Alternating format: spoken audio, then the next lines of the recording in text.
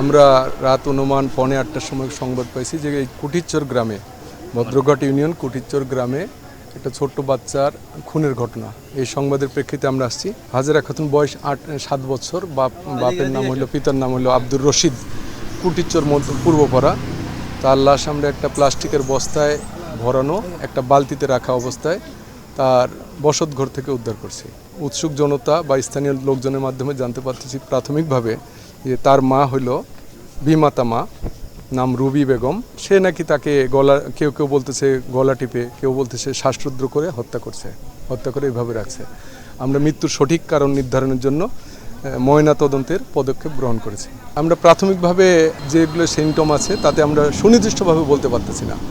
এই মৃত্যুর সঠিক কারণটা নির্ধারণের জন্য ময়নাতদন্তের ব্যবস্থা গ্রহণ করছে। যদি তার মা করে থাকে, এই ঘটনার সাথে জড়িত হয়ে থাকে, পারিবারিকভাবে জানা যায় বা স্থানীয় লোকজনের মাধ্যমে জানা যায়, ঘটনার পরেই তার মা, যে বিমাতা মা রুবিয়া বেগম, পলাতক।